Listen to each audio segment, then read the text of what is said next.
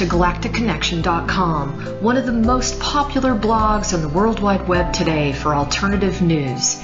Stay tuned for the latest information on our world shift from enslavement to galactic involvement, as well as current intel on any blockages impeding us from our sovereign birthright. Knowledge and self-mastery are key at this time. Our commitment is to present you with the latest breaking conspiratorial articles, off-world messages, exopolitics, cutting-edge technologies and sciences, and also an ever-significant intertwining of spiritual support and metaphysical scope that one needs to dive down the rabbit hole in search for truth with balance. We are truly on the horizon of a new golden age filled with the promise for more love, worldwide peace, and accelerated intuitive skills, where every living being can exist in cohesion and abundance. It is whatever we envision and dream this new world to be. I say to you now, let's redefine the new world to the beginnings of our own precious heaven on earth. Galactic Connection is here to provide the pulse of Mother Earth through an eclectic range of interviews each Tuesday afternoon from 3 to 4:55 p.m. Pacific Standard Time, Station 2 on BBS Radio, expanding your perspectives on how we can once and for all take back our freedoms, our joy, and our connection with our mighty I Am presence. Our intention remains true to connect hearts and minds everywhere in order to obtain global unity and galactic and universal acceptance. Our discussions will continue to cover anything to do with galactic society and our involvement with our galactic brothers and sisters. Our guests are experts in their fields, and our radio shows have been coined as some of the most thought-provoking out there. In addition to our daily blog, which runs 365 days a year, we also offer a realm of healing services such as our world-renowned implant removal processes, our spiritual past life clearings, our galactic violet ray alchemy from Alexandra, who shares in the lineage of Merlin, and other cutting-edge healing technologies. Check our site out at galacticconnection.com now, sending you a wave of light, love, and inspiration, and a personal hug and thank you for listening to our Galactic Connection radio show and visiting our blog today.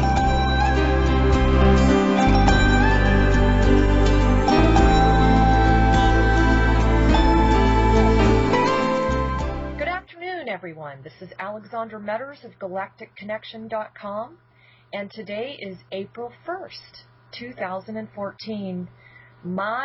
Do we have a special guest for the springtime season? As you all know, this is a perfect time for all of us to start looking at all of the new perspectives in our life, the new beginnings in our life, the new ideas in our life, and to actually step back and look at our new you. So it's very important for me today to bring on someone I think is perfect to assist us in getting a fresh new view of ourselves and the world around us.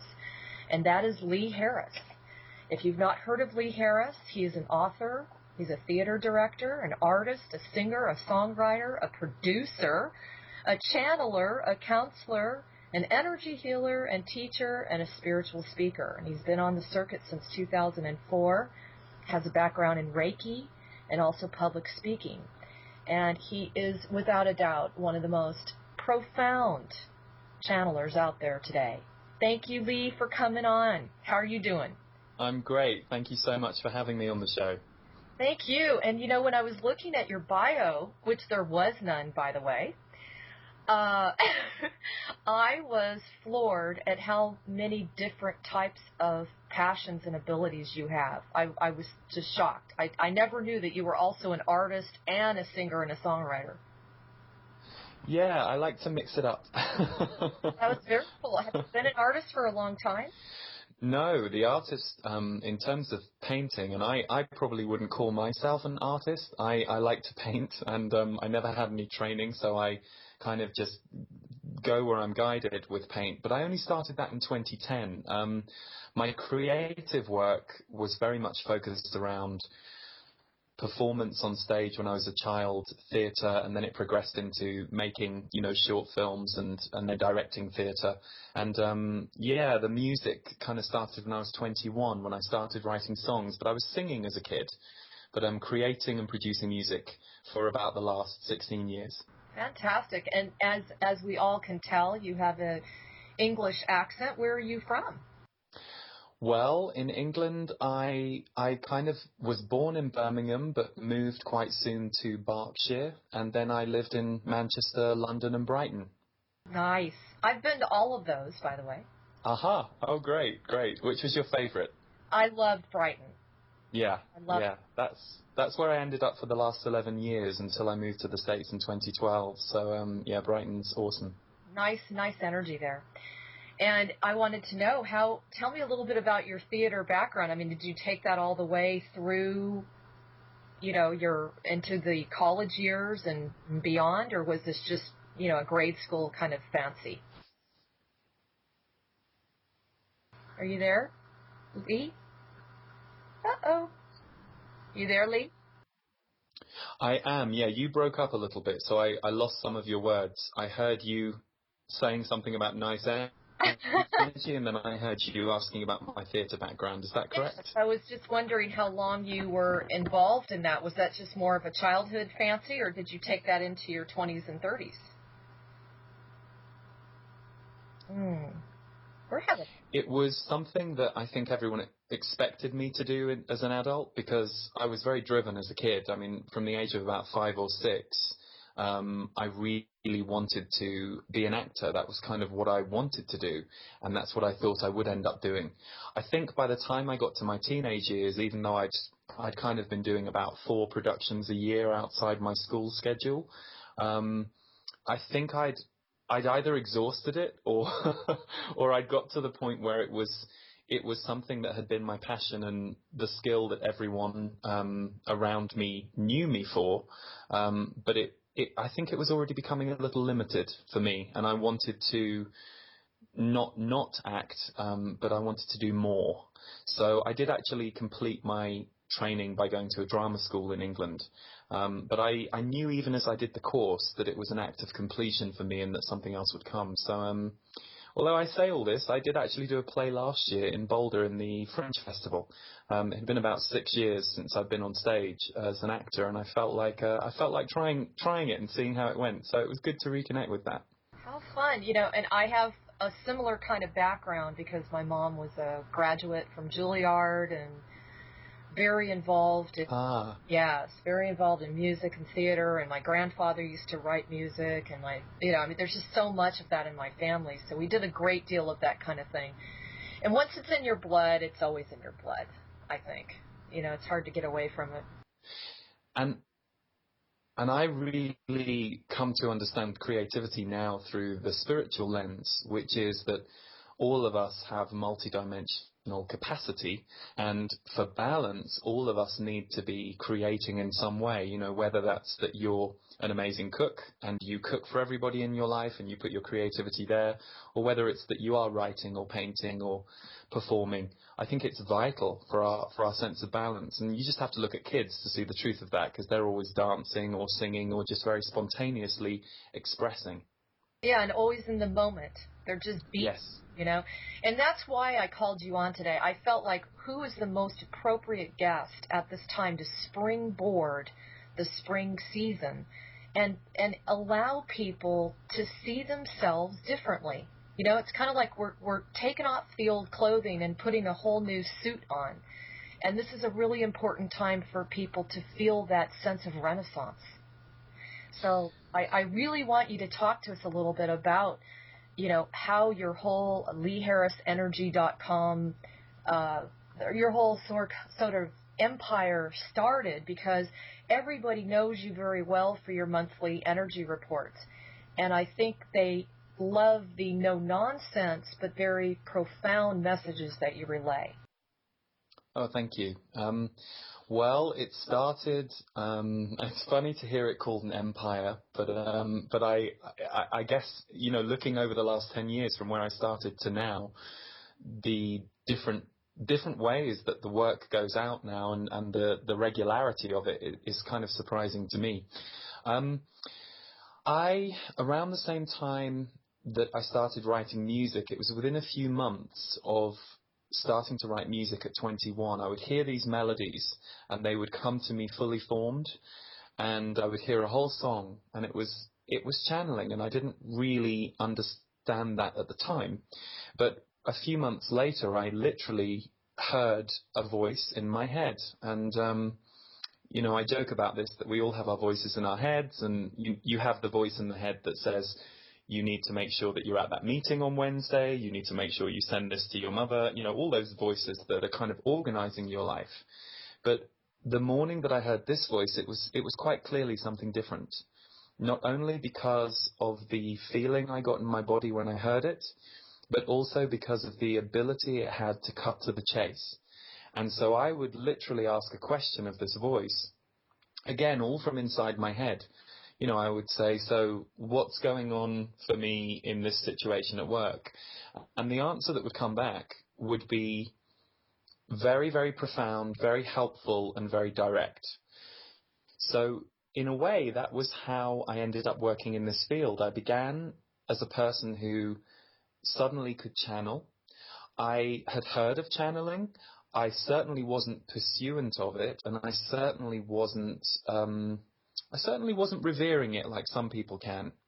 But it just kind of popped open in me, and I was already on a path of inquiry and intuitive, and beginning to understand that what I previously thought life to be was actually so small, and that what I was beginning to discover as I opened my senses, my intuition, and started to unpack some of my own difficult feelings that I was struggling with or suffering through, then everything started to become a bit more magical and expanded.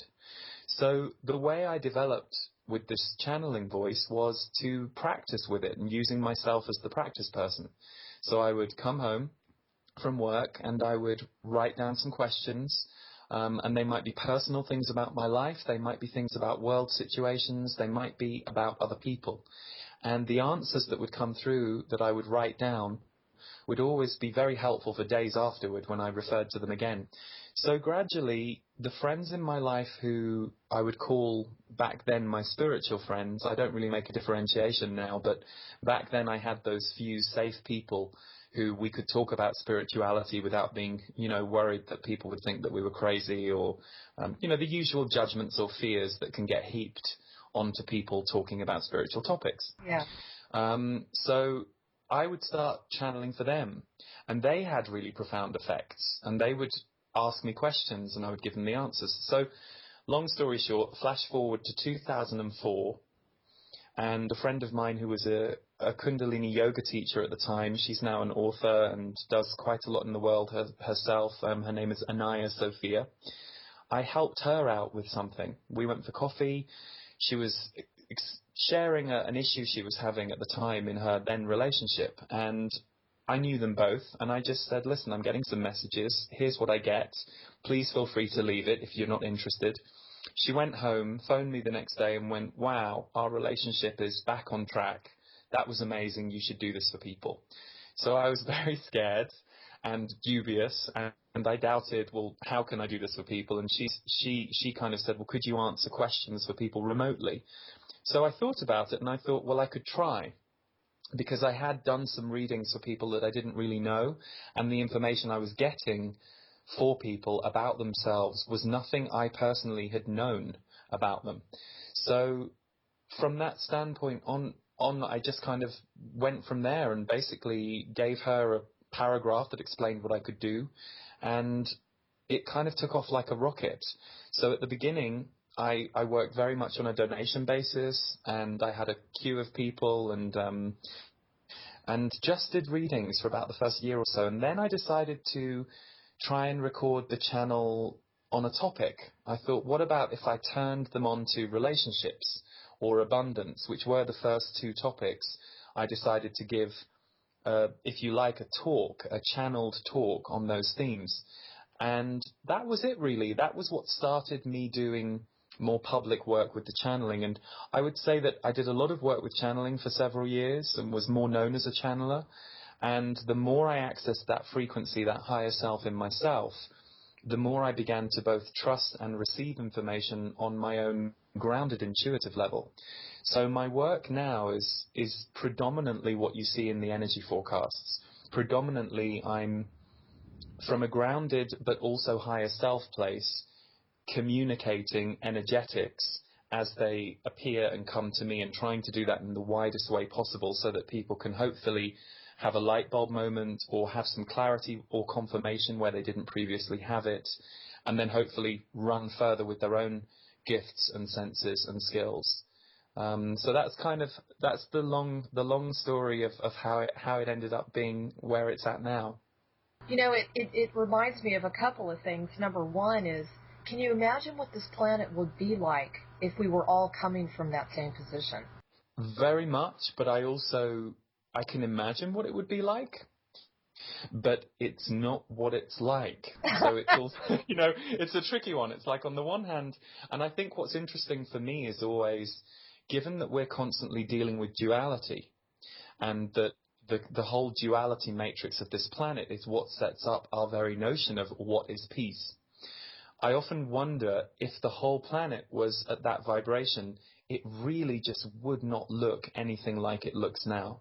And it would probably be a very foreign planet to most of us, even those of us who seek or explore and ground consciousness as much as we can.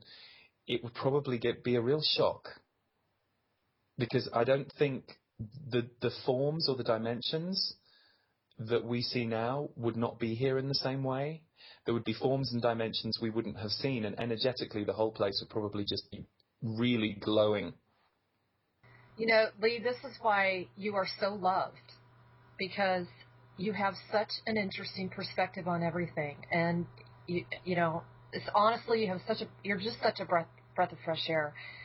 I also feel like just taking that small little opening of having coffee and breakfast with your friend and just going into that space and thinking nothing of it, that small little opening ended up bringing you to where you are today.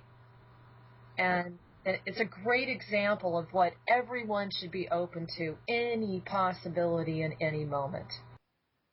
You know, what's funny is my job, that now is much more public, and of course, my family and friends all know about my job. I kept it a secret for a while. So I was doing readings for probably 6 to 9 months before my family even knew, and it got to the point where I had to tell them, because the readings were beginning to converge. I mean, it took 2 years for me to go full time.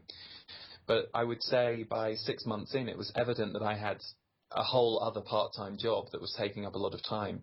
But if I can share one thing with your audience about my story that I feel so passionately about empowering others through, is I was so scared. And the one saving grace for me was that I wasn't scared enough to stop myself doing it. I'm grateful that there was a side of me that knew to do it, because I always had to drag the scared side of me along for the ride. And I think often there is this myth about, and it's something I've shared in my work a lot, there is this myth about people that we see in the world who are, to use the kind of popular earth terms these days, following their passion or doing their passion or living their passion. And I definitely am passionate about my work, and I'm very grateful that on a planet where a lot of people don't have that experience, I get to be having that experience through my work. I don't take that lightly.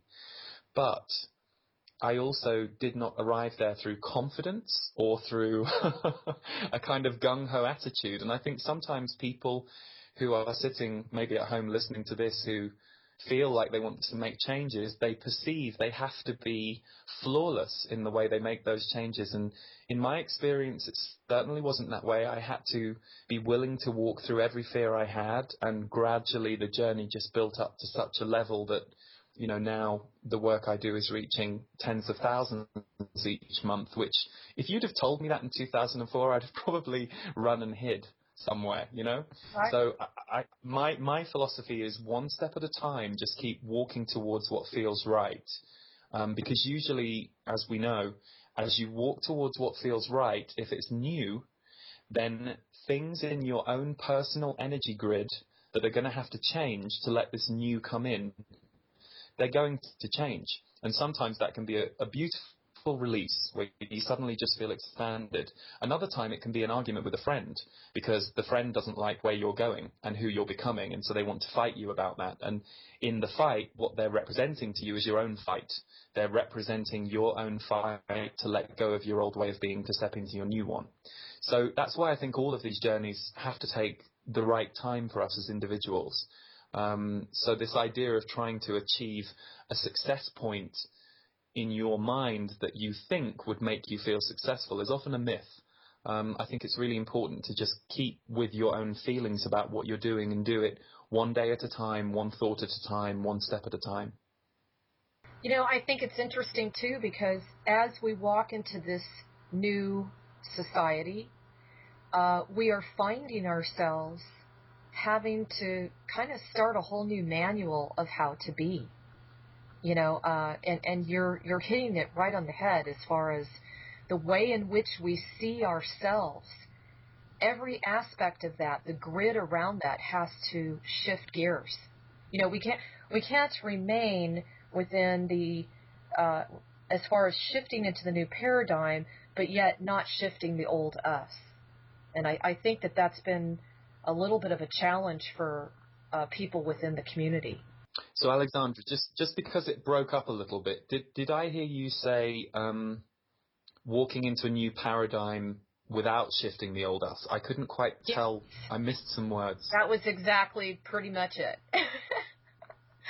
So that I wanted to know what you thought about that. You know, I think a lot of us are so gung-ho on stepping into this new reality and this new earth, and yet not really fully contemplating the old structure of ourselves. I find that there is a disparity between the anticipation for getting into a new earth environment, you know, new finances, new opportunities, new way of living, not having to be in survival mode, and yet people are still not getting that the old grid is the way you used it. The old way of being is not necessarily going to be in alignment with that new earth. What do you think about that? Definitely, and I see this play out a lot with people around patterns of relationship and commitments in their lives. So it's very common for somebody to say, I really want this great new career, but to not recognize that them stepping into that is going to shift their immediate partnership relationship or their marriage. It doesn't mean it's going to divorce the relationship necessarily, but it does mean that as you infuse yourself with a new level of power around where you're going to the right, who you're leaving behind on the left might have a funny reaction to it. And I think this is where the old and the new is often doing a dance inside all of us.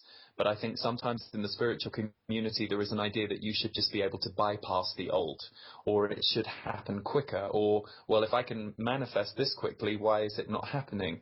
And I think this is where gravity comes into play, because there is a gravity that's keeping us within this grid to some degree for a reason, and we are here to go through this paradigm shift.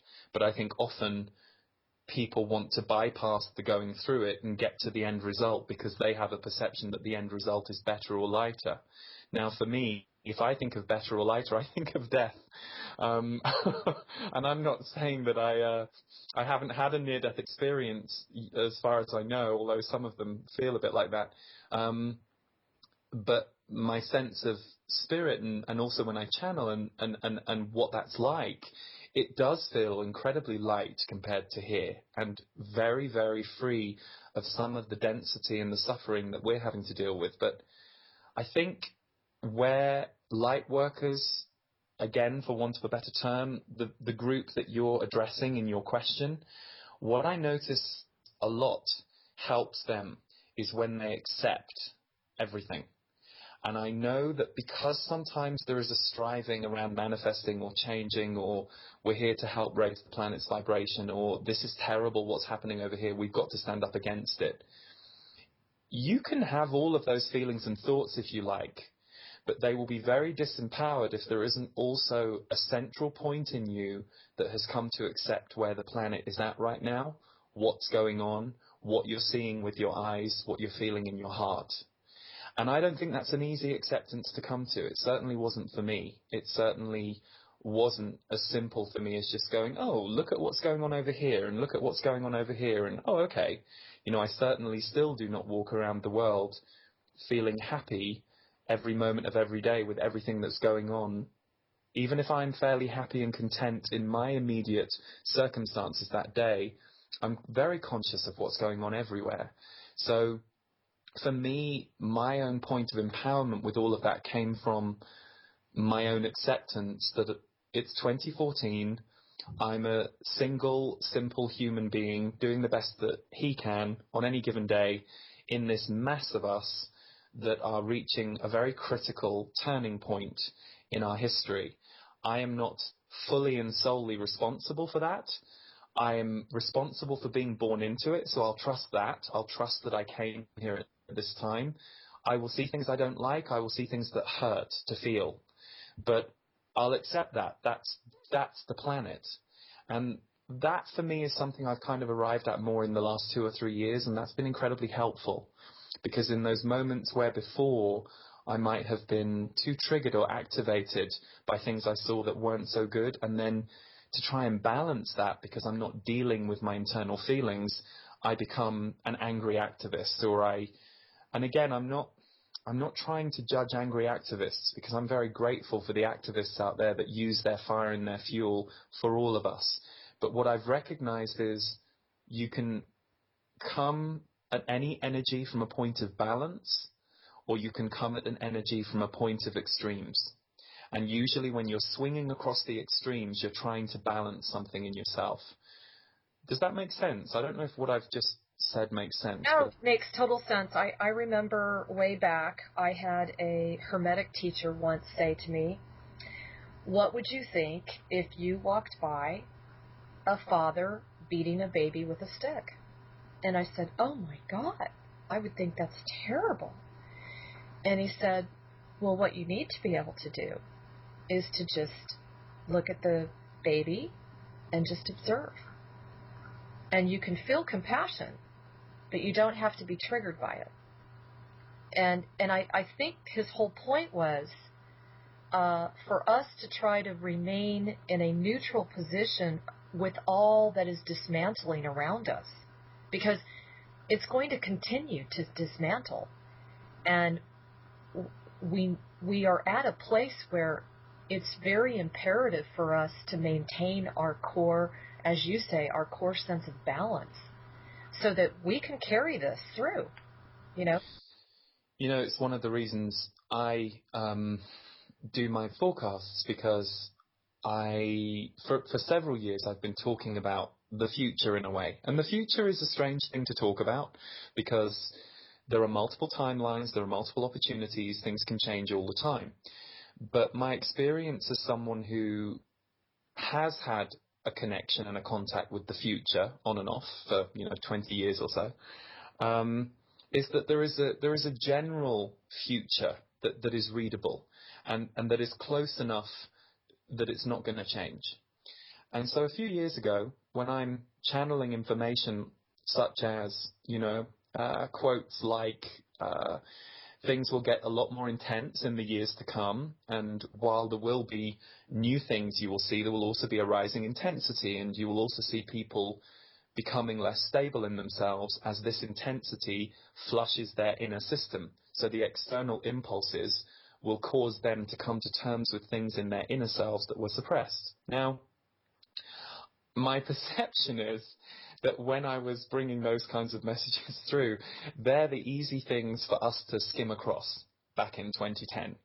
And it's not that we maybe didn't believe them, but we prefer the next sentence, which talks about how you're going to be able to lift and raise yourself this month and what the energy potentials are for abundance and creation, because we tend to look for the positive. Yeah. So what I'm interested in now is that, I find myself standing out in these, I often, we go outside unless the wind is threatening to kill our audio, but I always try and go outside for the energy forecast because I'm conscious that a lot of people are in cities, they don't have access to nature. So I'm kind of interested in going out and holding that space, but I'll be standing on the hill about to do an energy forecast, and the amount of repetition I've had to do over the last year around balance, centering, just shows me, because I tune into using the words that I feel given on that day for the people who are going to see it, I'm just so aware of how important that is, and how perhaps we didn't quite come to terms with what that would feel like. We maybe heard it in our minds, but actually the experience of walking through these wavy energies is quite something else, isn't it? Yes, it is. And I don't think we've had a whole lot of experience in maintaining that stability, you know? I mean, that came through a channel. There was something about never before in Earth's history has your DNA had to go through anything like this. wow. And that made a lot of sense to me. That was in the Crystalline Body, which was a channel I did that talked about how our bodies are going to be changing a lot in these coming years, and how people will notice strange symptoms. But as the planet and the whole universe is going through this big shift, so too will we as a human race. And that's before you even look at the toxins on the planet and what's going on this last 30, 40 years that wasn't going on before. So it certainly is an intense time. So funnily enough, I just had to do a recording this month. I do a new recording each month, which I offer to the portal, which is the members club that I have for those people who want to engage deeper with the work I do each month.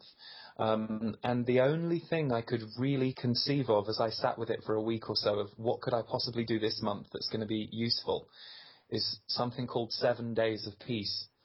Because I felt peace is such an important, vital component for balance, and it's something that I don't feel is...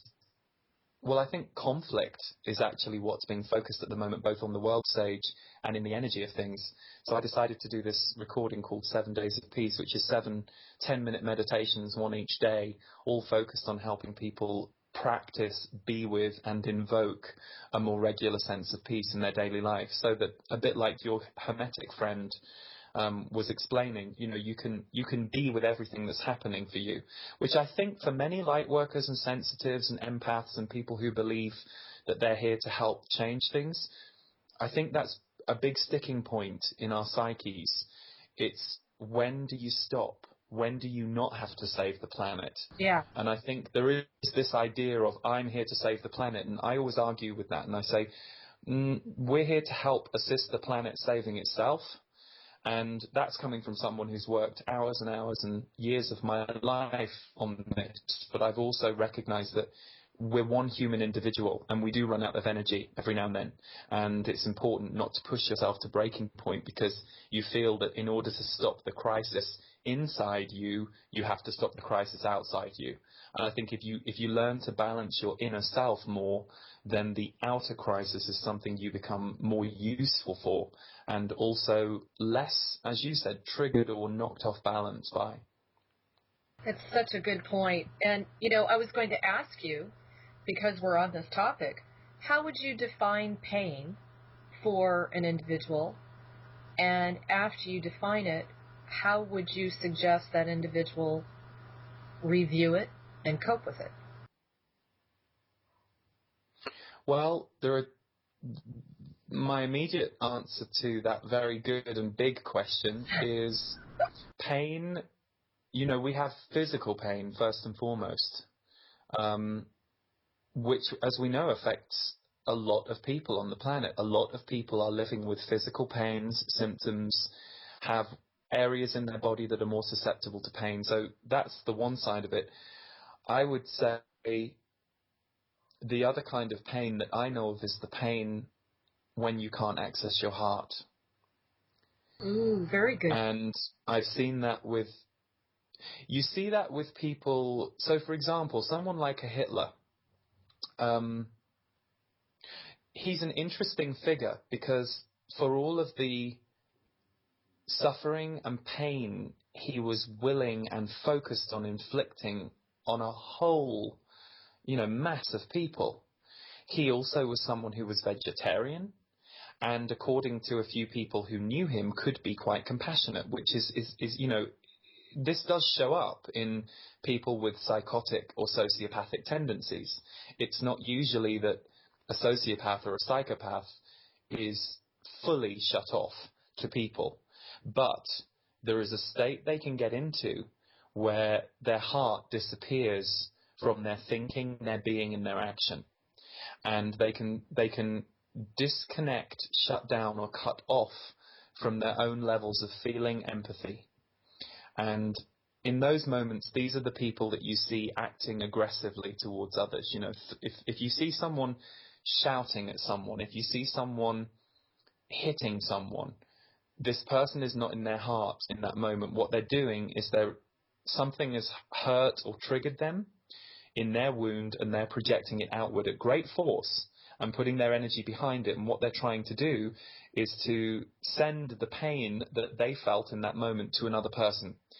And that's why usually when you see somebody who is angry at another person and they make the other person cry, once the other person starts crying, the angry person tends to stop. And the reason that most of them would tend to stop is because they've successfully transferred the darkness. They've transferred the darker energy. They've made it impact someone else. They have proof that it's impacted because that person has just exploded into emotion. So beautiful. For me, I think of the pain that you inflict on others as coming from that place. And then I think for those people who don't project outward, or who have too much feeling for others that it's not their tendency to do that, I know for me pain has come in my own experience of my perceived pain or my perceived suffering as when I feel sad or locked out of my own heart for some reason, either because something just came into my life that was too painful for me to really go there in that moment with, or because of trauma.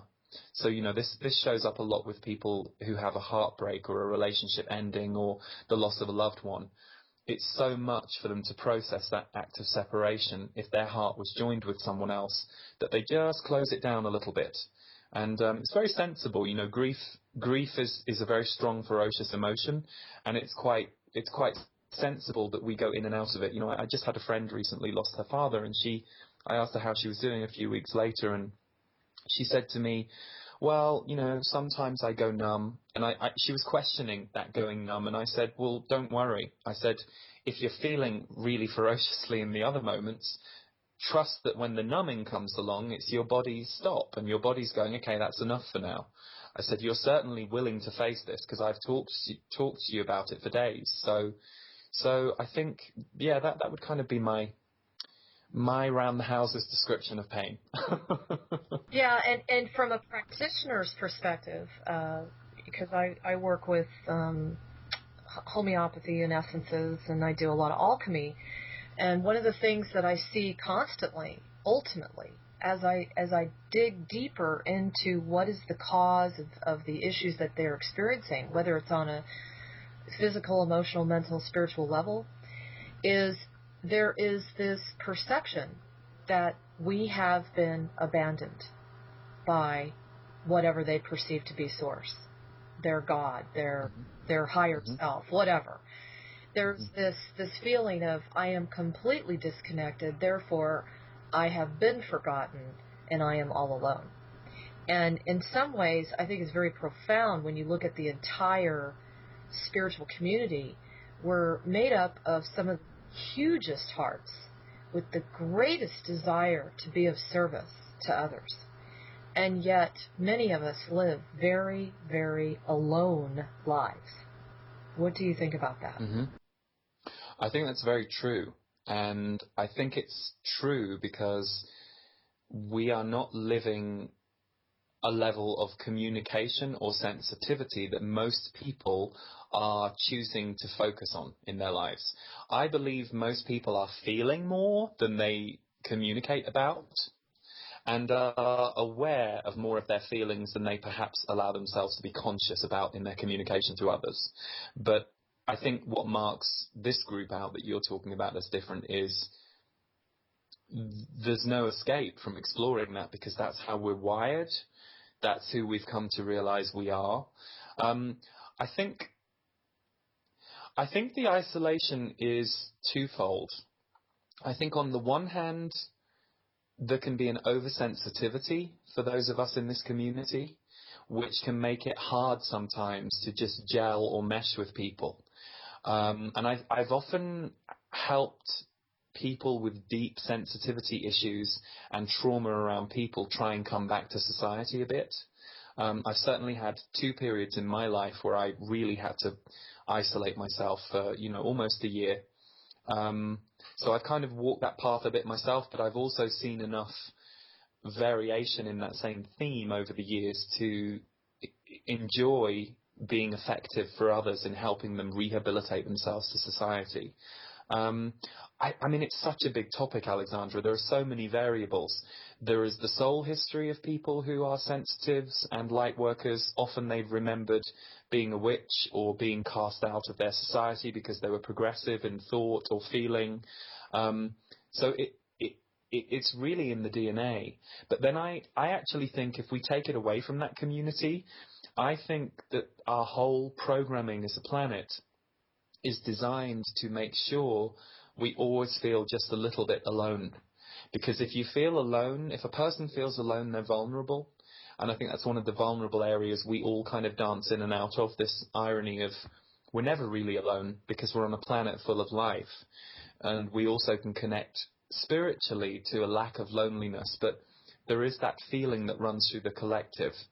I think the other isolation piece with this community that's really important to look at is how much of it is human and not spiritual. So again, going back to this idea of losing trust with people, a lot of people I know are carrying around an idea of, well, I can't talk to anyone about what I think because the last time I did that in 2005, all my family rejected me. And what I often say to people is, it's 2014 now.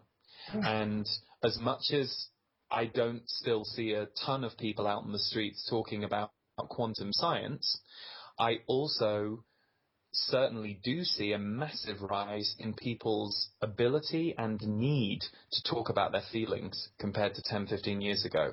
And as that has proliferated society more, that's changing how comfortable people are. And as people get more comfortable, they get less reactive against each other. So I'm often reminding people who have a story as to why they closed down to just look at when that story was, how true do they think that story is now, and that actually sometimes you do have to walk backwards through it. You can't just click your fingers and have everything be okay. It might be a big fear for you to start talking a bit more openly about what you feel at a dinner table because you haven't done it for 5 years. But what I always say is just start. Start small. Do a little sentence, test the water, see how it feels to you, because I think what marks out this whole community that you're addressing in this question is hypervigilance. We have learned to become hypervigilant to what we say and how it's taken. And which then causes us not to be... It causes, it does 2 things. It stuffs up your own hard drive of information of what's going on in a room, which you have to be careful of, You have to be careful as a sensitive person that when you walk into a room, you don't quickly identify what's going on for the 9 people in there more than you bring yourself to the room. Because they're all waiting for you to jump in and play. And if you're in observer mode, which is very common for sensitive people, and you never get into participant mode, you can leave that room going, oh, well, that was overwhelming. Well, yes, because your focus was on everyone's inner bodies, feelings and thoughts.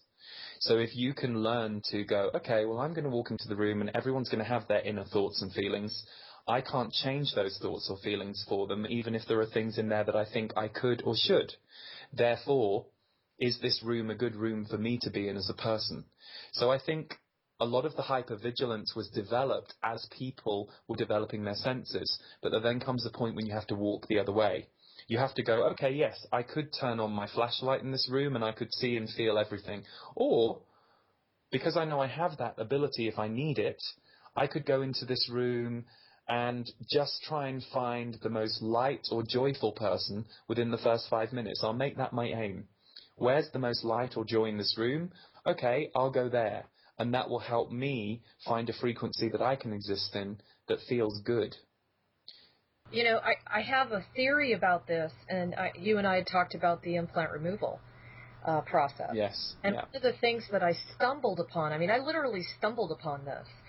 One of the things I've noticed amongst all the people that have gone through the process is we are able to function better in society by unplugging or disconnecting from a soup of overwhelming stimuli.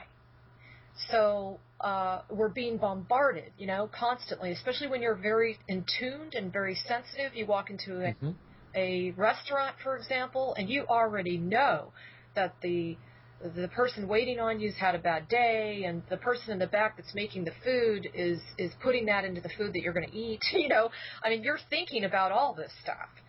And because of the fact that I've seen that that's kind of a side benefit, I think it's even deeper than just us picking up on other people's stuff. I mean, this truly is a matrix that was designed to keep us in that hyper-vigilant mode.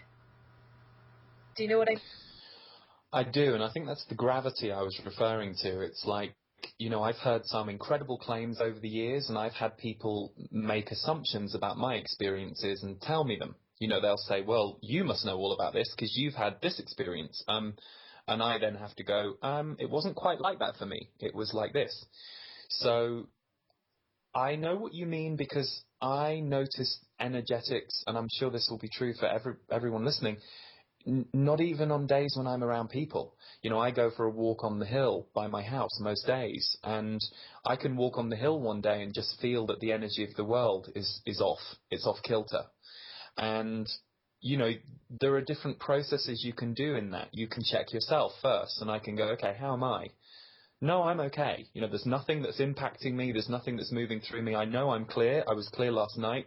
So today there's definitely something I'm picking up from the outside.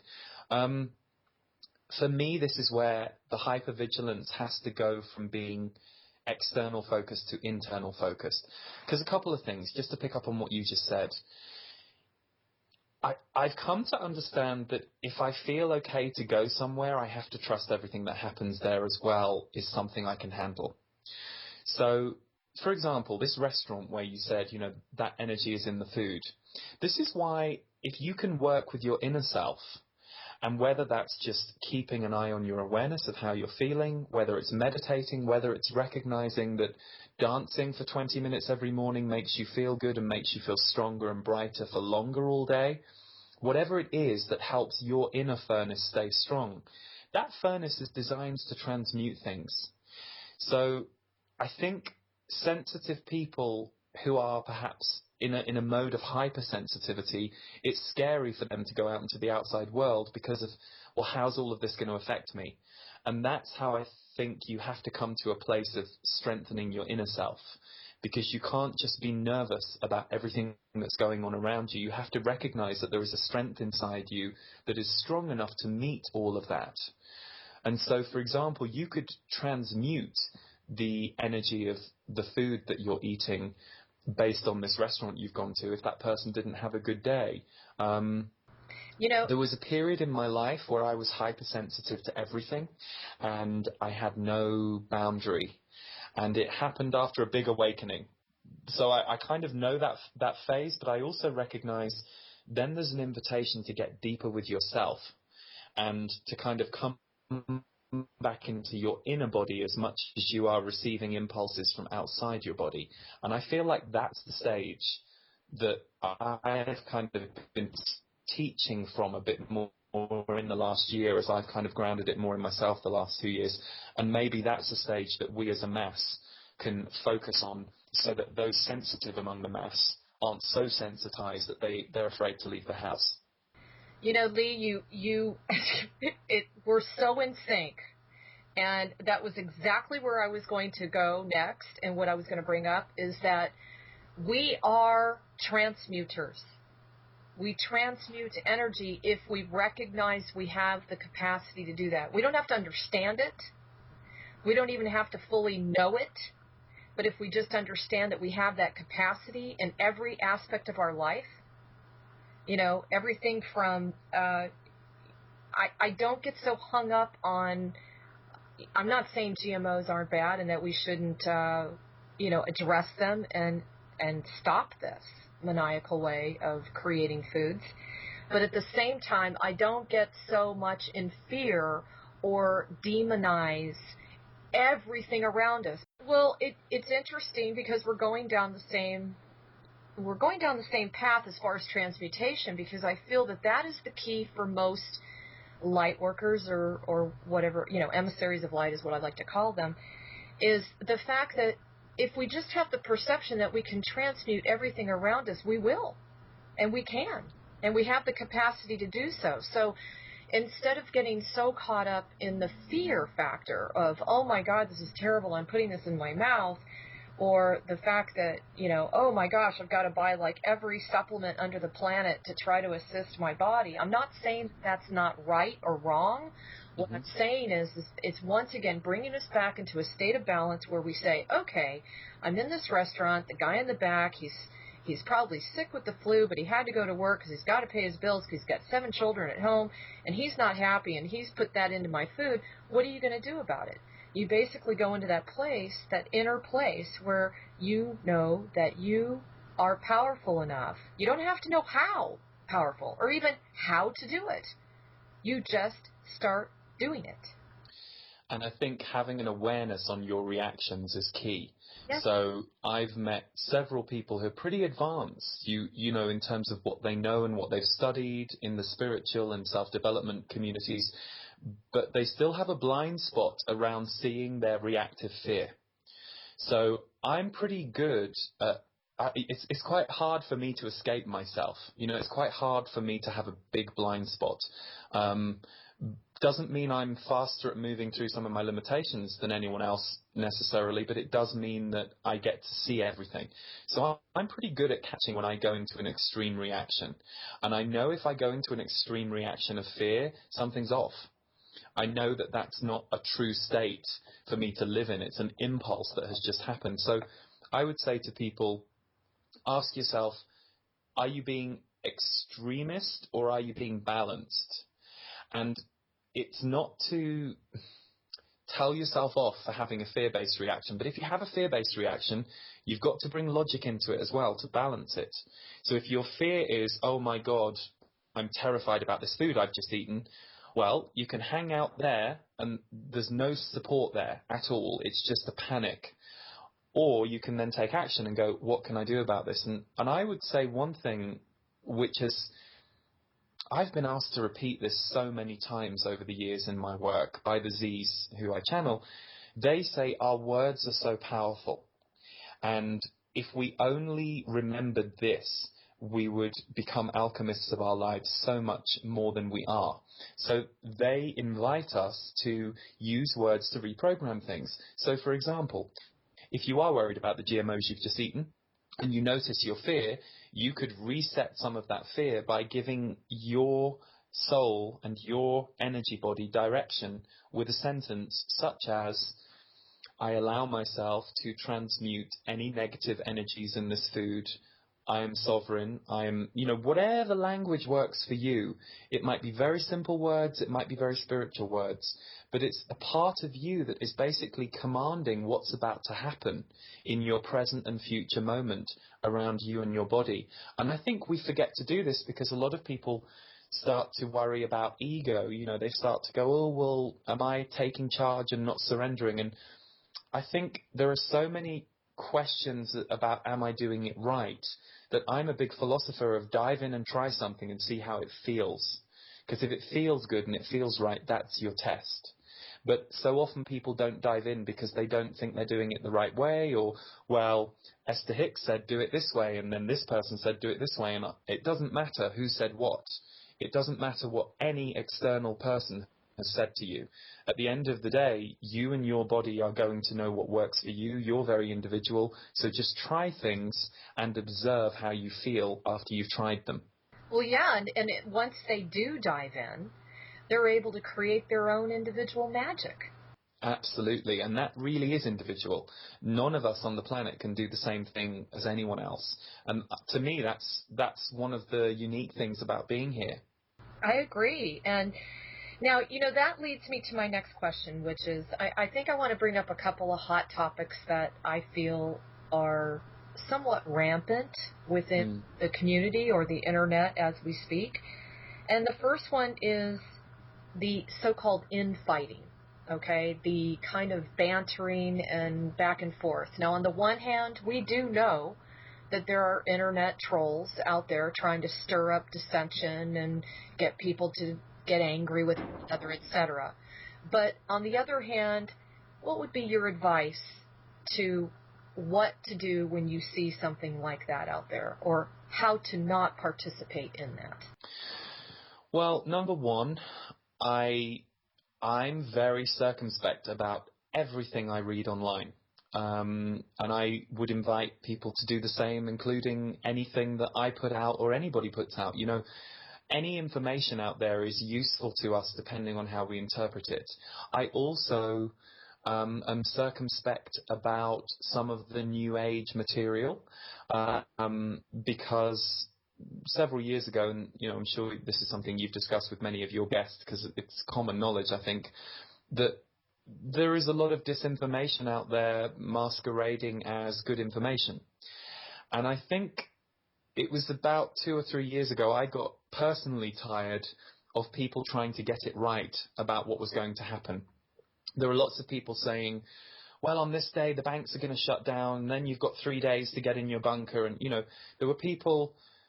there are people giving wildly opposing versions of how the future is going to play out, what's going to happen, when it's going to happen.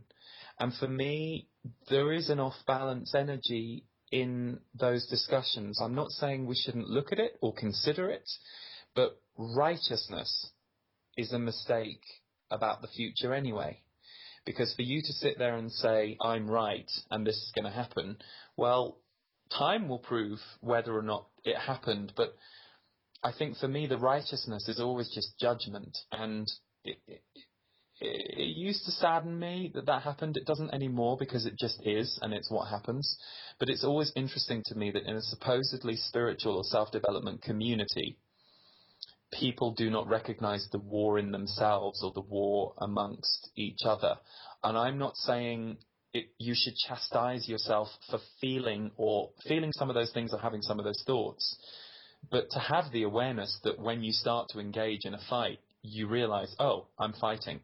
I'm trying to be right. I'm trying to not be wrong. And right or wrong is an empty paradigm.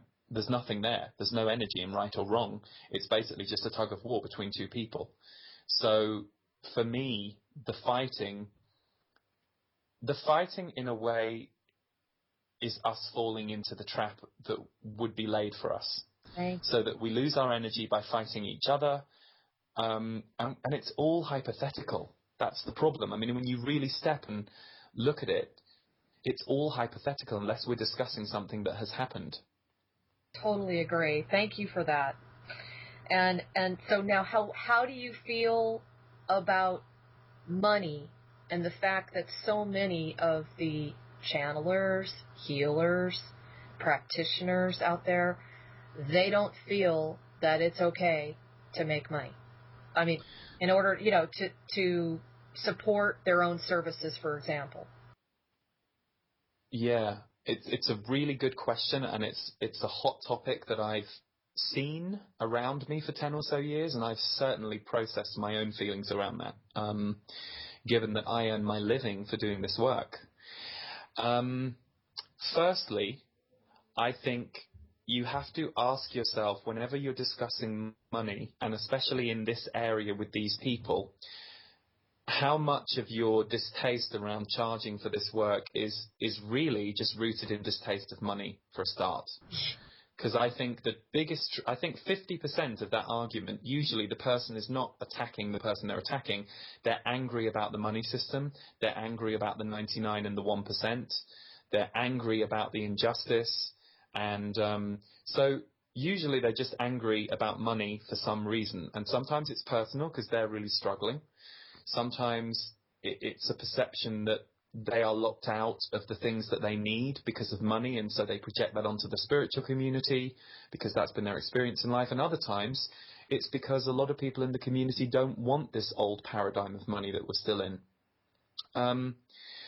I learnt some really key lessons that people will probably have already heard or experienced for themselves over the years, but there is a truth that people do value things more if they pay something toward it or contribute something toward it than if they receive it free.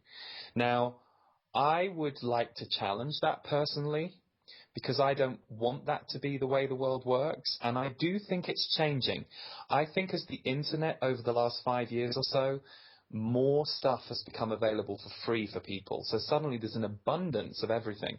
People can access music and films and videos and spiritual content and educational content about any area they're interested in, to a level that just would have been mind-blowing to most people 20 years ago, or even 15 years ago. So I think in a way that's changing society, that people are valuing free stuff more. But I've certainly noticed over the years that the times I would give away free things, or there would often be complications around it, or the person would keep coming back for more because they weren't full with what they were given the first time. For me, there's a very simple balance in all of this, which is, how do you feel about what you do with your money? I think there's a lot of judgment on how people spend money, and we tend to feel happier if a rich person is benevolent. And we're happier if that rich person has set up a charity than if they've just got 50 Porsches sitting in their garage. I mean, you know, in judgment terms, so what if someone has a lot of money and they have 50 Porsches? I mean, there is a truth to that. If that's what they want to do with their money, well, that's what they can do. Did they take that money from someone else, or did they generate it for themselves? The way I look at it in my work is, I now, having been, you know, a donation rate back at the beginning of doing my private readings, now they are the premium offering from me in terms of monetary value. I only do 12 sessions a month now, and I charge $497 for that hour with me. And to me, that was such a journey to get to that place, because I remember when I was charging, $15 for a reading. And so every time I would incrementally put it up, I would go through trauma, and this was going back, to 2007, 2008. And I think by the time I got my rate up to about, I think, $250, $300, everything from there was not such a big deal for me. But what was always going on for me was the fear of the people I was pricing out, people who had worked with me, who wanted to work with me. But what I had to recognize was my work was reaching a lot of people each month for free. I was not only giving my time for free to create that work, but I was paying other people to do work around that for me. So I was investing every month in free work. And so that's how I have come to see the balance of it. I understand that I can pay my team and myself so that we can all live and, I can pay my rent and buy my groceries, and do this job and affect a hell of a lot of people for free. So I'm very aware of that balance, and I feel really good about that. Am I also aware that some people, if they look at my website, will go, he's $497 an hour? I get it. I can imagine that's happening, and I can imagine people having a reaction or a judgment against that, because I know how the world works. Conversely, I also know the feedback I get from the people who spent the hour with me and what they receive from that. So it's such an interesting topic, and I was the kind of person who literally ran up credit cards so I could go to self-development work in my 20s. And so I think money is so personal. Lee, yeah. not to interrupt, but I just have to add this. I received a degree in economics, and one of the big turning points, I was at a seminar. It was an economics forum. And the guy that was standing on the stage, he said, okay, how does everybody want to define price? And he was going over price and cost and supply and demand and things like this. And we were going over the curves. And he said, how would you define price? And everybody kept saying, well, it's the cost of this plus this and that. And he says, no, no, no, no. The price is equivalent to the value perceived by the individual. Period. Absolutely. Period. It's nothing. Absolutely. Put so many judgments around money. And the universe knows no difference between a dollar and a quadrillion. It knows no difference.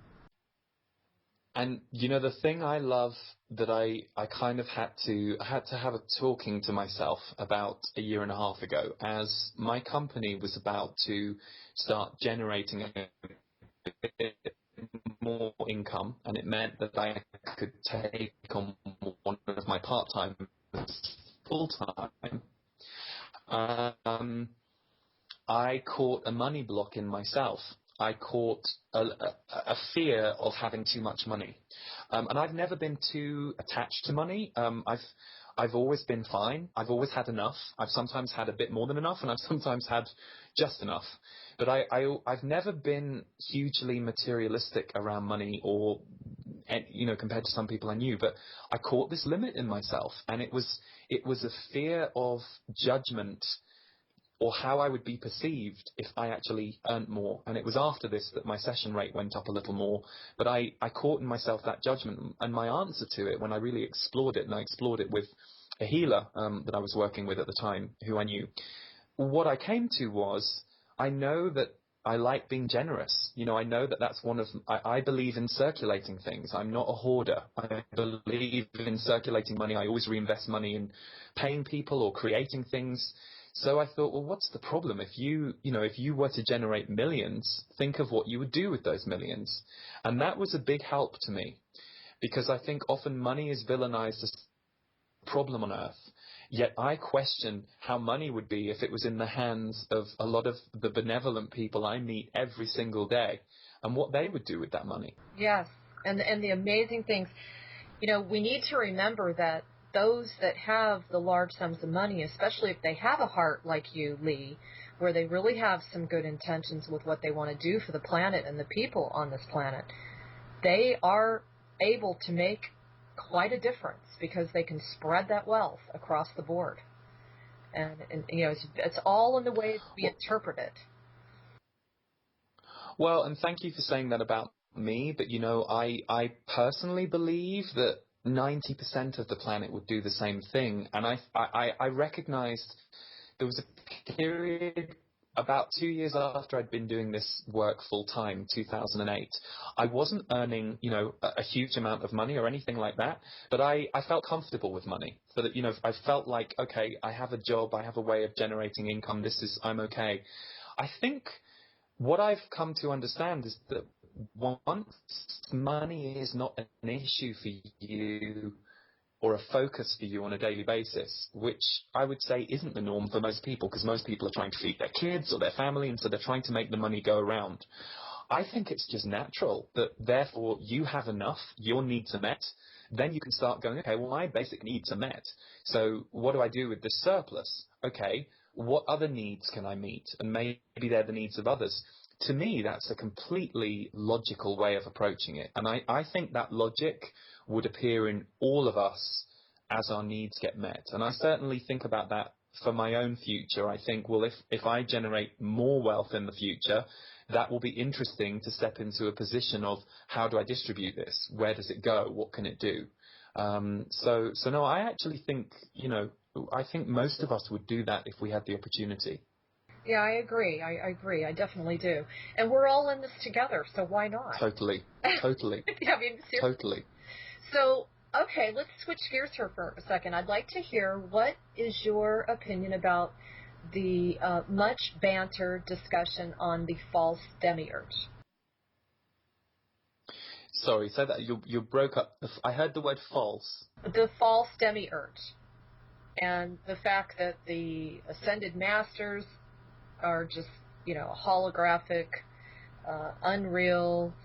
They're not here for our benefit, nor are the archangels, etc. Any of these light beings, they're all part of this light hierarchy that's been designed within the matrix.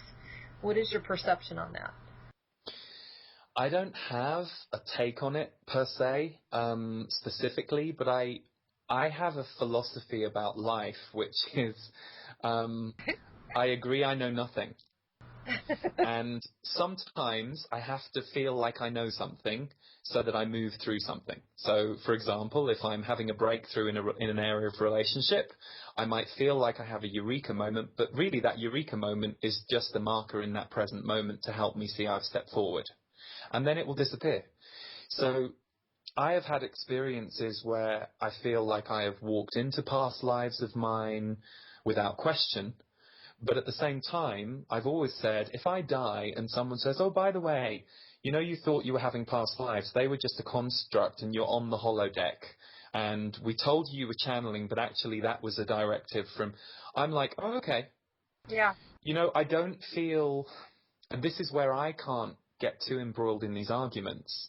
I don't feel passionately about fighting for the proof of what's the truth of something, because my experience of the universe and the more I've awoken is it's one of those kaleidoscopes, and the more you look down it, whether you go left, right, straight ahead, up, down, there are more and more mirrors appearing all the time. Yeah. So I don't have a definition that I could in any qualified way stand by. And I take in the information that comes through me and I assess that myself, for myself. I am open to the information that resonates outside me. The truest thing I can really trust and believe in is essence, because that's there. And I also recognize I'm a flawed human trying to come back to and ground as much experience and direction of essence in myself as I can at a time on the planet where we all are. But we're certainly clamped down on that.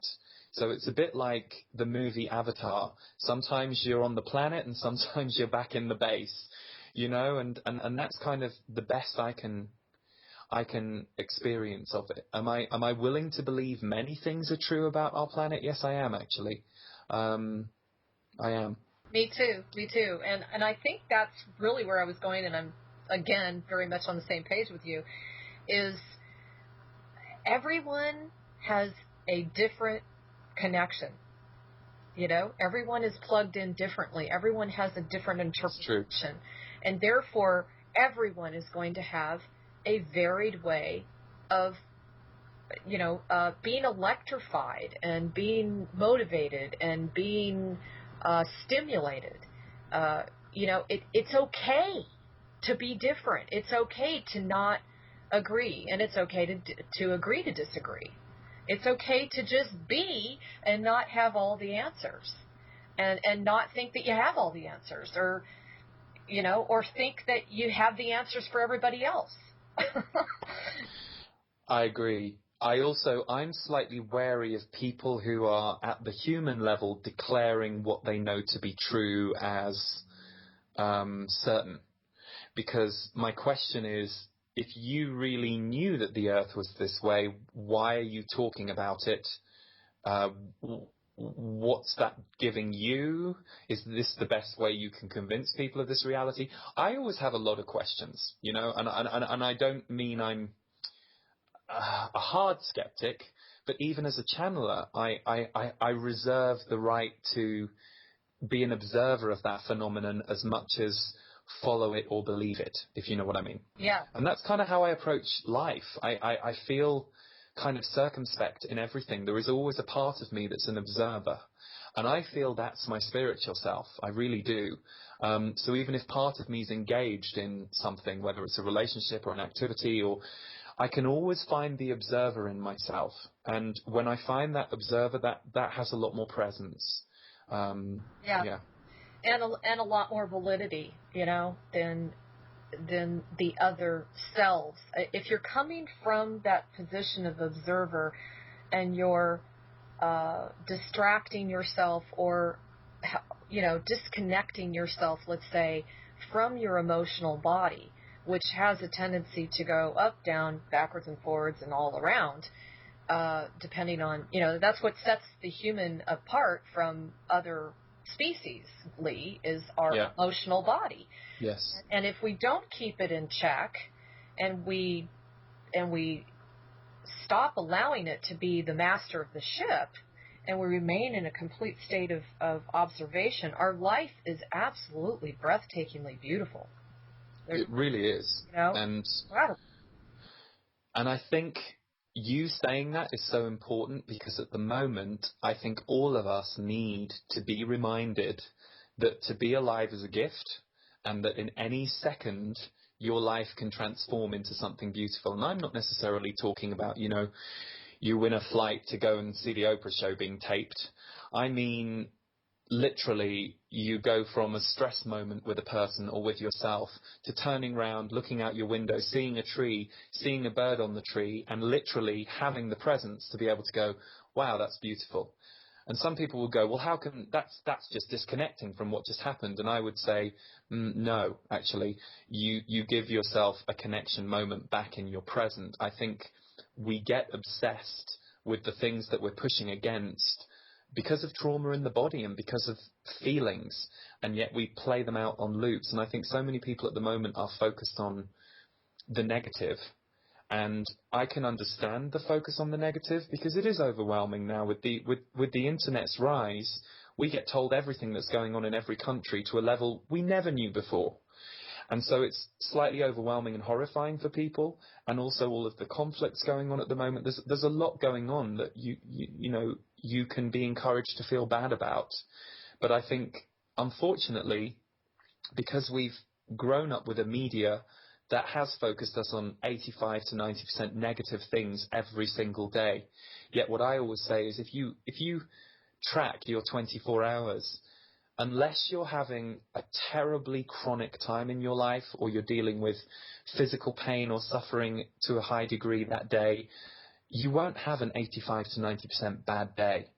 You might have a 50% bad day, but if I asked you to go through those 24 hours and pick out the good moments, or at the very least, the calmer or the peaceful moments, you'd be able to find them for me. And yet, if you look at our media, it's weighted to show you a picture of the world that looks terrifying, horrific, dangerous. People are crazy. People are out to kill you. People are out to, you know, it's all about people feeling unsafe. So I think that stays in the body for a reason, but you're absolutely right. It is a beautiful life, and there are things that we can appreciate in every single second. Sometimes that's a discipline for us. Sometimes we have to remember that and focus on that. And I think the best way to do that is to really understand how to reconnect with Mother Earth. And I wanted to bring this up with you because I remember reading once a while back in a book where it stated that our first and second chakras are actually located within the center of the earth. And I had to really think about that. I thought, wow, that's a really interesting concept. You know, and I had to kind of readjust the way I was thinking about the chakra system and my body and the grid system, etc. And what I came up with was one of the main reasons that we are in the dilemma that we're in today is because of that so-called disconnection with Mother Earth. But we speak about it as if the only thing we really need to do is just, you know, walk on the grass and, you know, feel the sun on our face.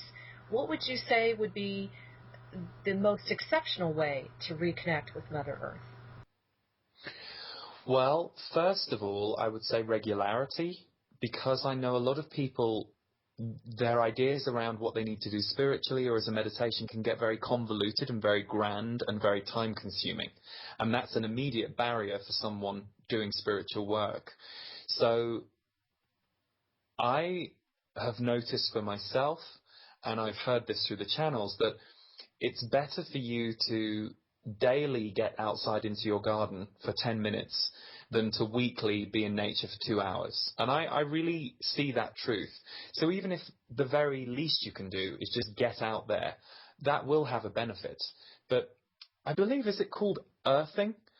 When people walk barefoot on the earth? Mm-hmm. That's an amazing thing to do. I mean, I do that myself. I don't do it every day, but I do it when I feel I really need to ground. The other thing that I have noticed is a great thing to do is to sit on the ground.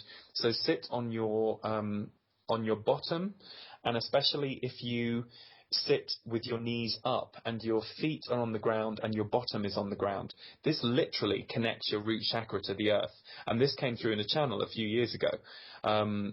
One of the Z's talked about get your root on the earth for 3 or 4 minutes and it will start to reactivate and it will start to reconnect. The other thing I have noticed is I remember one day when I had a very busy work day and I didn't really have my hour that I usually try and keep for a hike.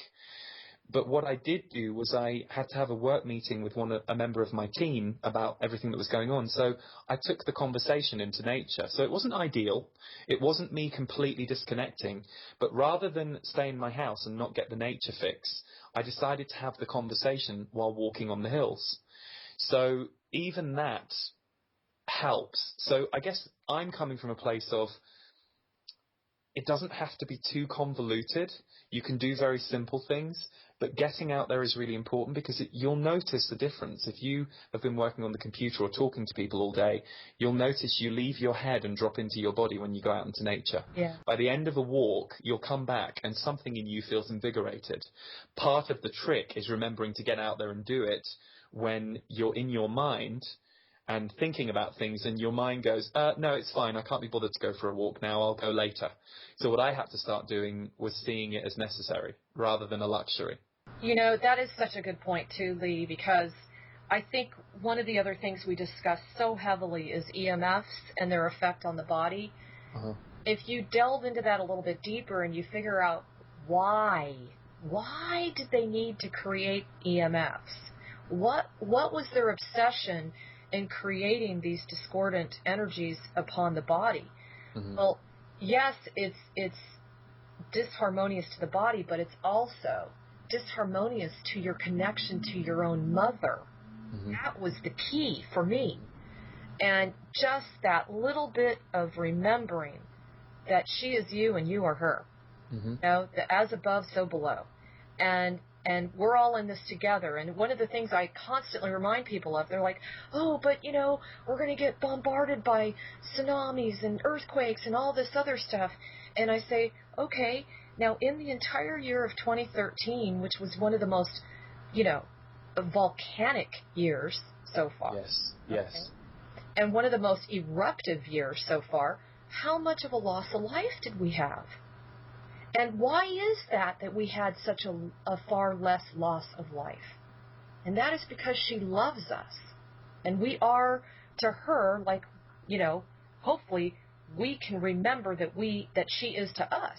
We've just forgotten that. That's like our biggest disconnect right there, Lee.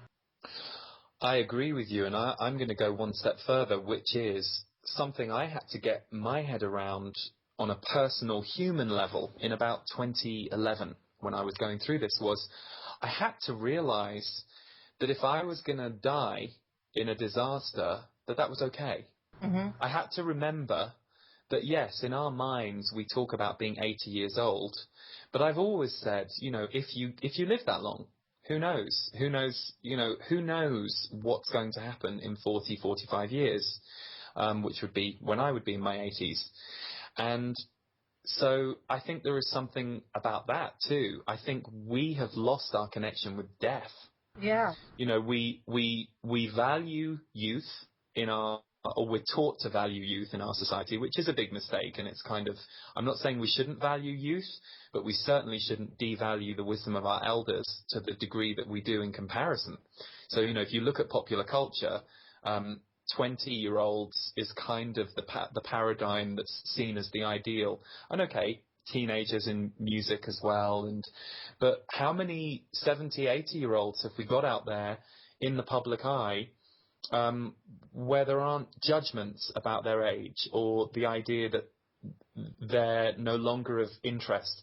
Now, to me, that's a hilarious irony, because if I go somewhere and I'm seeing a 70 or an 80-year-old person, I want to sit with them because I want to know what they've learned, you know.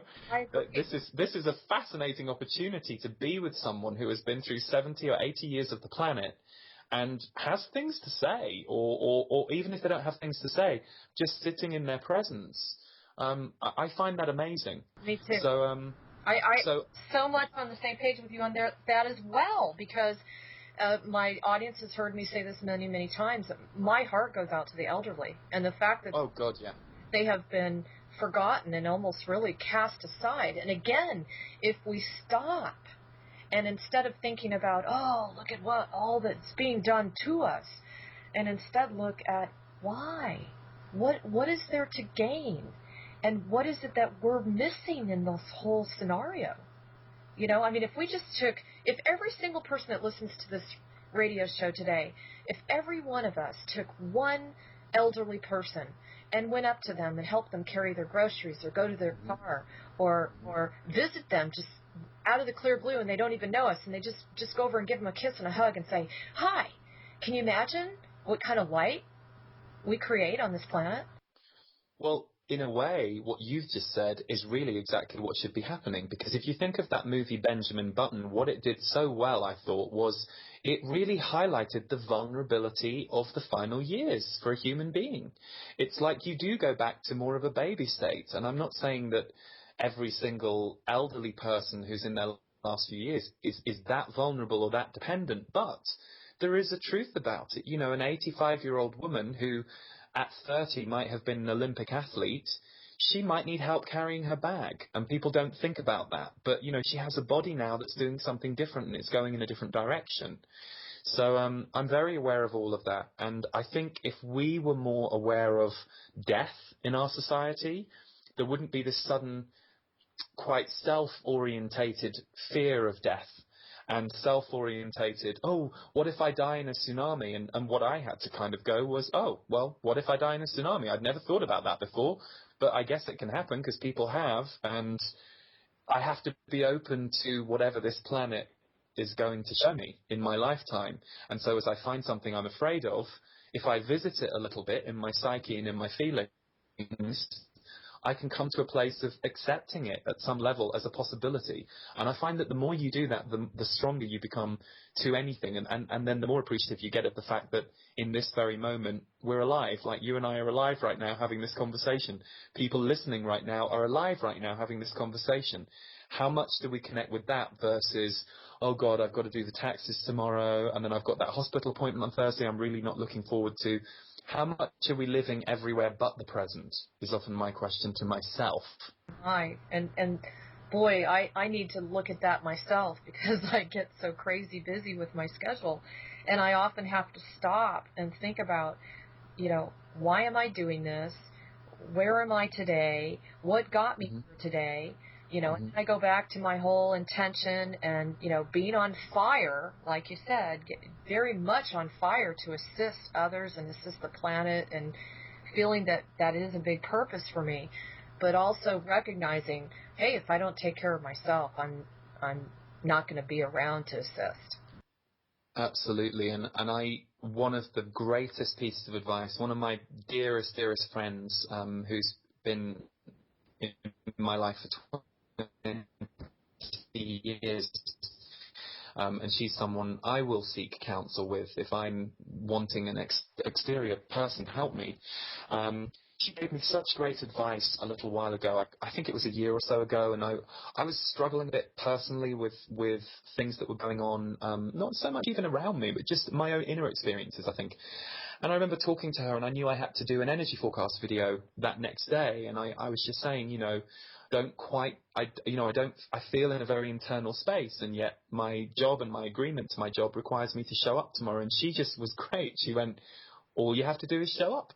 Should you just show up? You don't have to knock it out the park. You don't have to do the best thing you've ever done. She said, if you've made a commitment to people to show up, then that's what they're expecting from you. And it really helped me. She's always been a wise counsel to me in my smaller or younger moments. And that has been a mantra I have lived by with my work, because I do show up for my work every month, have done for 10 years. And, you know, there are times, like everybody, where you question what you're doing and should I be doing something else? And that's always been the thing that's helped me jump back in. And what I've caught in that is how we are also trained to be judgmental of ourselves, to worry are we giving our best, rather than just showing up and, think, okay, well, this is my best today. Maybe it's not as good as last month, but this was the best I could do today. And I also honor that's collective. It's not just about me. If I'm showing up to be with a person or to do my job or to be in a relationship, there's a twofold thing going on there. Well, and you brought the other... So I think there is definitely in the spiritual community a tendency to worry about getting it right, Well, and you brought up another good point, which is really our word. That whole saying, our word is gold? Mm-hmm. There's so much more to that than the actual words themselves. Our word is gold from the standpoint that it develops a sense of trust and integrity. If we say and we speak, we should walk that which we speak. Okay? I'm not saying that there should be judgment if we fall short or we don't, say something, we don't live up to something that we said we were going to do. But at the same time, it's very important for us because we're in a matrix where that doesn't even exist. We're in a matrix of people that are all actors that say one thing and they always do another. Yeah, or they say one thing and they feel another. I mean, that's the other thing I kind of see a lot showing up, and I think that's where we all have to give ourselves a break. And there came a point for me with my own awareness of my own isms and schisms that I kind of had to go, okay, well, that's just your tendency, and that if X, X, and Y line up, you tend to react a bit like this. So great, now you know that about yourself. You've seen that pattern play out a few times. You don't have to judge it. You can be aware of it. You know what to do to move it when it comes along. I think the inner judge in the mind is the enemy to opening your heart in a way. Because as long as you've got someone in your mind deciding how well you're doing every day, then how the hell are you ever going to be safe to fully open up to feeling?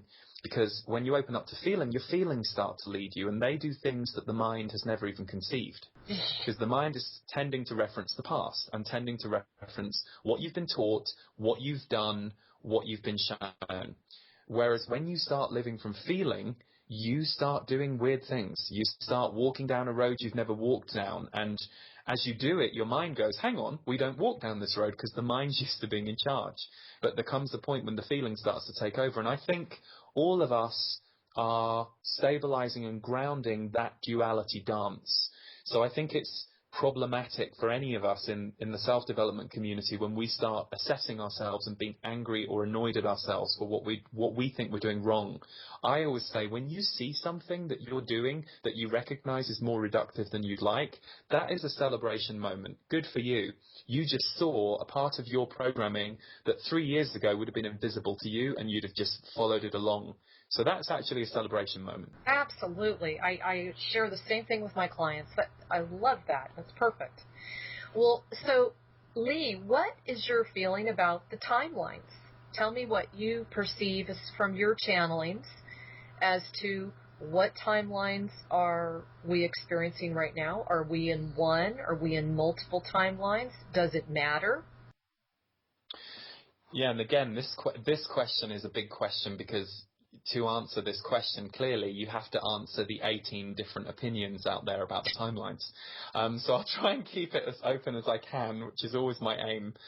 I remember back in 2006, my very first website was called guidance2012.com, which was what was intuited for me, and I'd already let go of it by 2006, but I remember being asked about 2012, and what my channel said was, it's already ahead. They kind of said, what a lot of the prophecies refer to as 2012 has already come forward by 3 or 4 years. And they were saying that the energy would still be stronger when we got to 2012, but that a lot of what we refer to as historical knowledge of the future was already morphed, as it were. The thing that the Z's always said, which hit me strongly and has proven to be true so far, is that they always said the years between 2013 and 2020 were the biggest years. So everyone was focused on 2012 and something big would happen. They always said, it's all going to play out a lot more slowly than any of you think. There will constantly be pressure cooker moments where you will start to think, uh-oh, we're on the verge of a collapse, or we're on the verge of an earthquake, or we're on the verge of a world war. And they said these pressure cooker moments will just keep coming. But they said things will not play out in the way that a lot of the doom and gloom prophecies wanted certain people to believe. And so I've certainly seen that happening. As for the timelines, to me, I actually feel that we're in the canal now. So whereas a few years ago you could argue you're somewhere in the womb and you're not quite sure when the baby's going to start going down the canal, I feel like we've been going down the canal for about the last year and a half, and that's now really clear that we're in the canal. And I feel like it's probably going to be a 9-year labour. So it's something, by 2020 and 2021, there will be a lot more of an understanding of this new paradigm. And I think how I perceive what I am seeing is I see this amazing rise of conscious activities around health, living, energy, meaning literal energy for our future, renewable energy sources.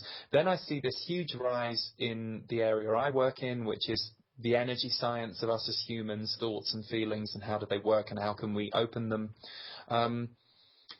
Why I see that rise happening is to counteract and to be very bright lights against what we're seeing as real darkness over in the old paradigm.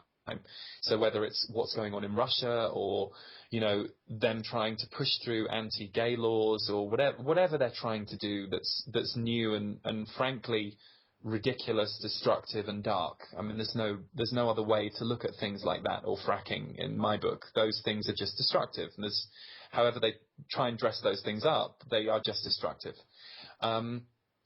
My feeling is that not all of these things we're seeing that are coming to the forefront now are going to stick, these new things, but they're coming through so strongly just to be an example of what's possible.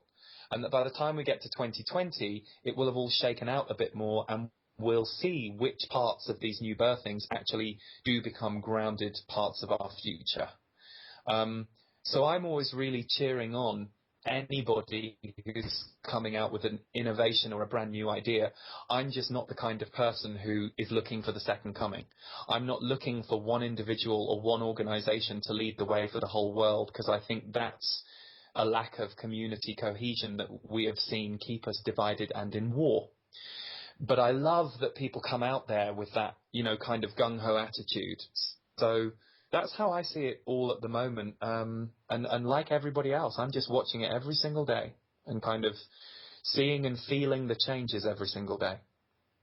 I was reading a bit of your website and I found this quote from you. It was so amazing. You said, the human bodies have never had to go through these frequencies and therefore have no memory code within the body. Absolutely. I think that was the crystalline body quote I was trying to paraphrase myself. I channeled so much now I can't remember any of it, but yeah, so that was just so right on the money, because I think we tend to forget we've never done this before. This is the grand experiment.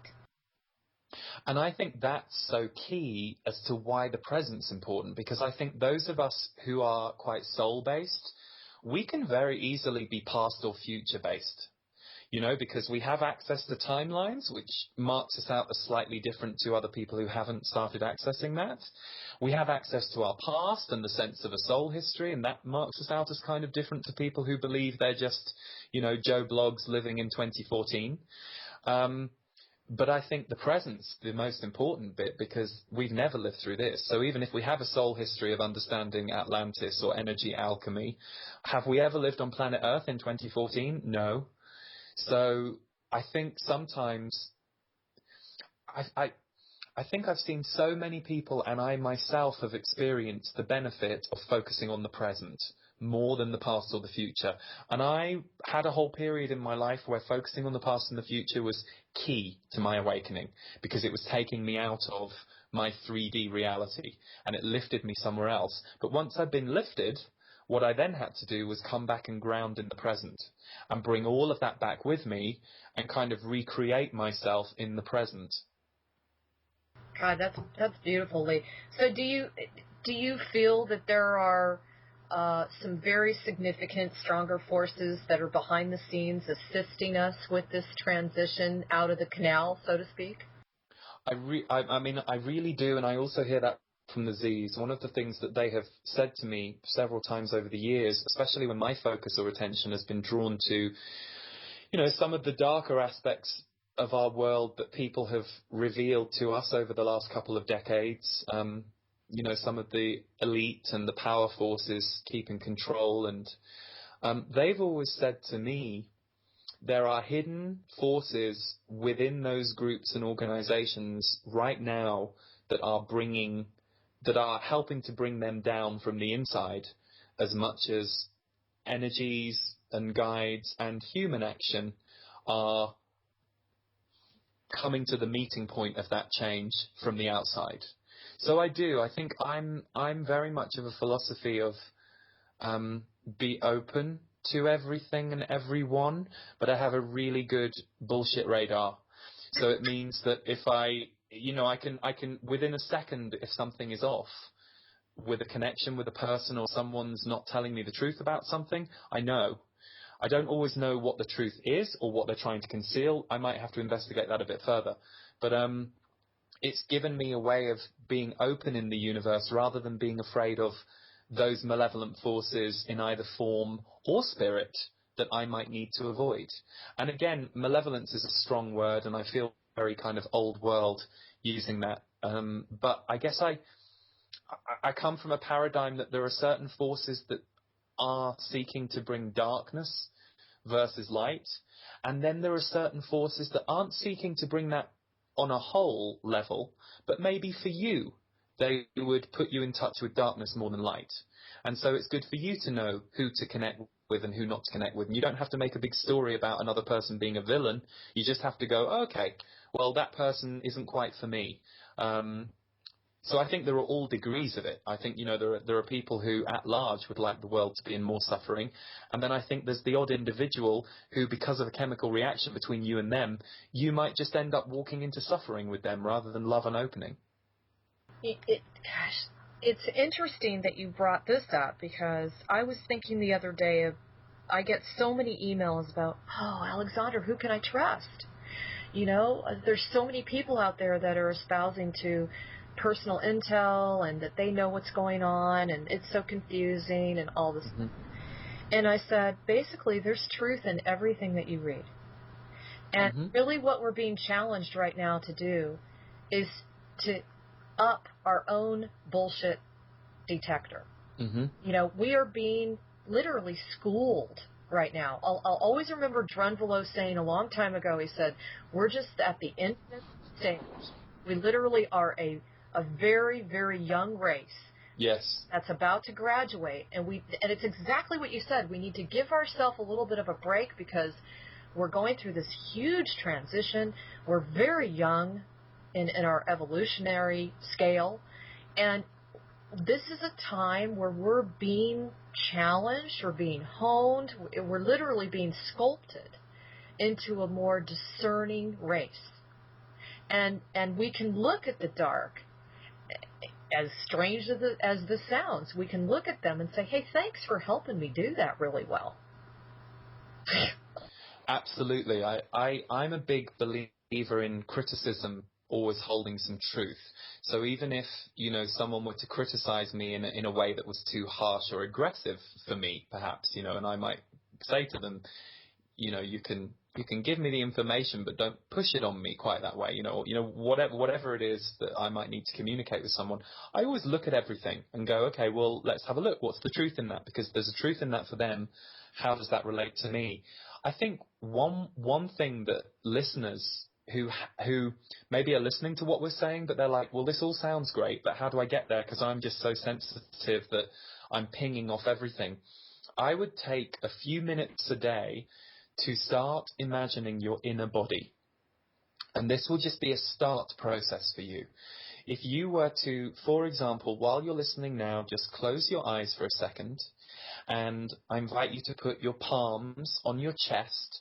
So you might want to put them just above your chest, you know, a left palm face down on your left chest, right palm face down on your right chest, just so that you make a connection with your torso and this physical body that you have. But I now want you to imagine that inside that body you have this big open cavern, and it's a big hollow space. Now, of course, on the physical level, you have organs there and you have all sorts inside the body, but on an energy body scale, this inner space is the space that you can inhabit, where you become much more untouchable by the outer impulses of the world. But the truth is, most people don't live in this inner space in themselves. They're living at their edge. They're living at the edges of themselves, and they're living in the relationships at the edges of themselves that they're having with other people at the edges of themselves. So this is how it's easy to get knocked off center. If you're not in your center and you start having a conflict with someone, you feel strange when you leave it, because the two of you met at your edges and you didn't really go back into you, which is your safe home. So if nothing else, for a few minutes a day, you just practice seeing and feeling this hollow inside you, it will accelerate your energy awareness around this inner body, and you will start to lock into this a lot more. Because I think, you know, tools and methods are so helpful, but ultimately it's a personal process, and we all kind of get there by our own equation and in our own timing. And I know for me, I just found myself being drawn more and more into my inner body after a long period of, you know, ricocheting off impulses. And the more I cleared those impulses up at my edges, the more I started to go, well, what do I feel inside, and what does the inside me think about all of this? So just practicing that for a few minutes a day might be helpful to people. Gosh, Lee, thank you for that. That was wonderful. And believe it or not, we are almost coming to the top of the 2 hours. Can you believe that? Wow, that was quick. Just fly. So I wanted to make sure everybody is aware of your website, which is leeharrisenergy.com. Now, you also have another website, leeharris.org. Is there a difference between the two? Yeah, the leeharris.org is a website for my music. So that will kind of probably be brought up to date within about the next 6 months when my next music album is released.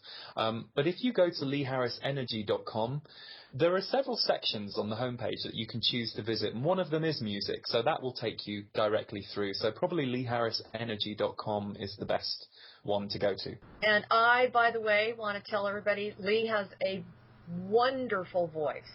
I mean, your music is really lovely, Lee. It's very, thank you. Seriously. And also, do not forget, everyone, to check out his 7 Days of Peace. He's just released this CD series today, right, Lee? Yes, it's just coming out today, the day that we're recording. So yes, it will be online. And the other thing I might just direct people to, if they're interested in keeping up with the work I do, is my free monthly energy forecast video, which again is posted on my website, and we make a newsletter announcement when it comes out. My YouTube channel is Lee Harris Energy, and if you type in my name on Facebook, you'll come to my Facebook page, which is a fairly large community now, and we put a daily quote there every day. So for people who are looking for some daily inspiration or a daily touch base with the energies of things, my Facebook page is the best place to connect. But again, all of this can be found by accessing the main website. And I just wanted to let everybody know, I always post Lee's energy forecast each month, because I literally look forward to it. Thank you, Alexandra. You're such an old soul in a young body. That is for sure. Yes, I have to be careful of the old man in me sometimes. I have to make sure that the young man gets enough time. It's a balance. Well, it's a good balance, though, and we all want to thank you. I am so grateful to have you on today. And can we count on maybe pulling you on maybe for just a short clip after there are some major changes in the month of April? Maybe I'll contact you like the end of April or May and see if you're available for a quick update. That could certainly be possible. Yeah. That would be May, right? Yes, probably. Yes. Yes. We could certainly do that, Alexandra, yeah. Okay. Well, again, everyone, please support Lee's work. He's doing a phenomenal amount of service to the planet, and he's through not only his music, but his channelings and his guidance and his art. And so I just want to thank you and thank everybody. My audience is so awesome. You will love them as you start hearing from them. They're all very, very evolved souls, I would say. Well, thank you, and thank you for all that you're doing. As I said to you when you first contacted me and I had a look at the site, I really personally love the range of topics you have on this radio show, and I resonate with so many of them. So thank you for doing all you do every month, and thank you for having me come on and get to join you this month. Well, thanks. I appreciate it. Well, we'll have to do this again, and next time that would be great. A better internet connection. That would be good. That would be good. And we're going to try and play a clip of Lee's latest. Now, which one are we playing today, Lee? Okay. So maybe this is from Adventures in Sound, which is a new series of recordings I started last December, and it's sound healing, essentially. So this piece that you're about to play, I believe, is called Expand, and it's from the first Adventures in Sound, which is called Integrate, Open, Expand. Awesome. Okay. Well, you guys enjoy the day. Have a great one. We'll talk to you in about a week. Thanks again, Lee. I totally appreciate it. Thank you. Bye, everybody. Bye, everyone.